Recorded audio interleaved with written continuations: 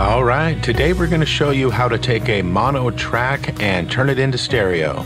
That way we can do all of the stereo effects processing that we want and get some depth and width out of our mono tracks. And this works on a single guitar or vocal or whatever. We're going to show you 3 different techniques. They all work really good. They're all a little different, and you can use 1, 2, or all 3 on any mono source. So let's dive right in and we'll take a look.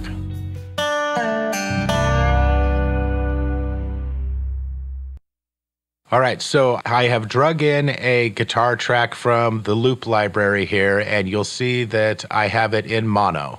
Let's take a listen. Now I'm going to duplicate this track complete, so we have 2 identical tracks. If I pan this one hard left and this one hard right and hit play,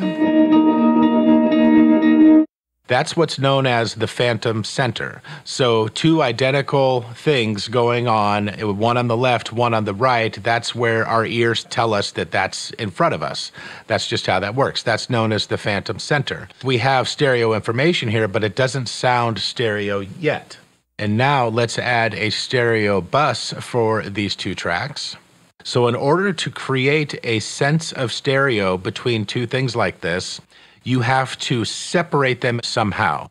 And I'm going to give you 3 of the easiest ways that you could do this. If you understand these 3 things, I think you'll be able to get a good stereo sound out of any mono signal.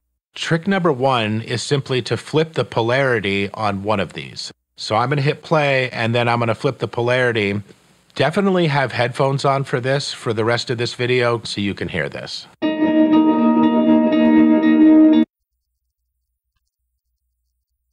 As soon as the polarity is flipped, you have a sense of stereo. I'll turn it off. Back on.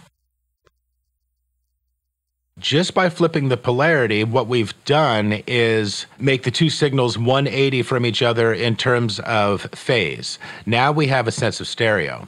So that's one method. I'm going to turn that off for now. Now, the other method is tune them slightly differently. That will also shake up their position relative to each other. So 3 or 4 cents of tuning is plenty, and it works great. So I'm going to do this top one at -3, and I'm going to do the bottom one at +3. Take a listen now. Yeah, and now we have a sense of stereo as well.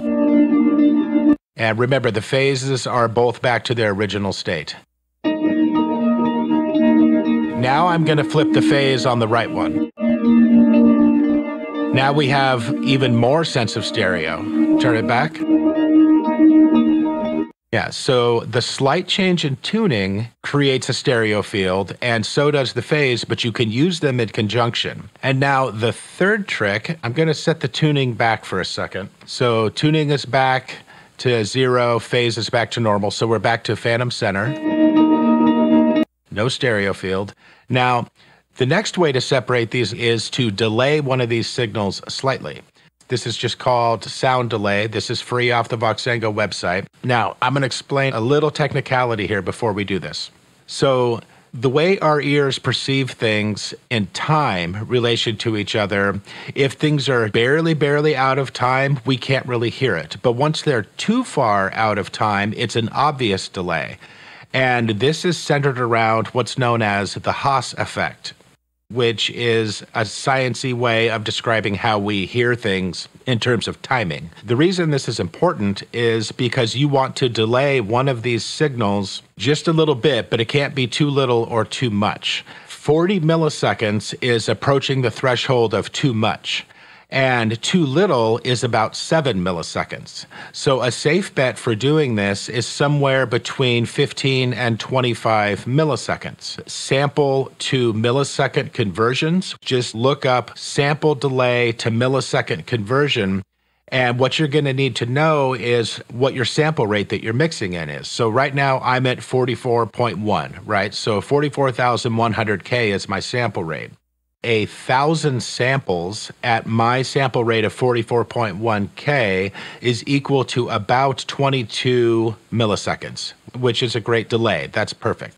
So I'm going to just turn this up to 1,000, and turn the plugin on after I hit play. And remember, the phase is back to normal and the tuning's back to normal.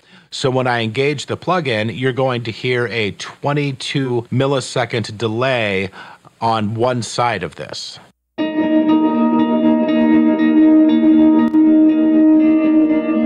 And there's your stereo effect. Bypass.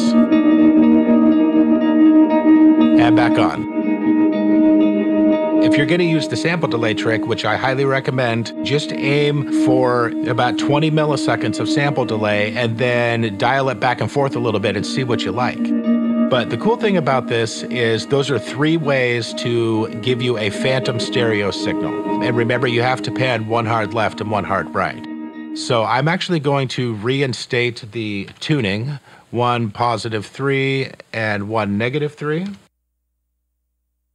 And I'm going to flip the phase on the right channel again. We have the sample delay, the phase flip, and the tuning flip, and take a listen. Yeah, that is a nice stereo field that we have created with one mono instrument. But if you got a mono signal that's boring and you want to spice it up, you can get stereo separation this way if you use this phantom stereo hack. And it's a lot of fun, and it'll make your tracks way more exciting. And one last thing, if you add your effects sends like a stereo reverb and ping pong delay and stuff, you can send those to the bus and you will hear it in stereo, and then you can mid-side EQ your effects send. Yeah, awesome. It's fantastic. But there you go. There's 3 great techniques for you. So I hope you enjoyed that. I hope that spices up your mix and gives you some depth and width to work with. Let me know what you think in the comments. And if you want to support the channel, go ahead and hop on over to Patreon and check out the free preview that's over there and consider getting involved in the Q&As that are going on. I really appreciate all my Patreon support. Let me know any other topics you want me to cover down in the comments section, and I'll catch you all on the next one.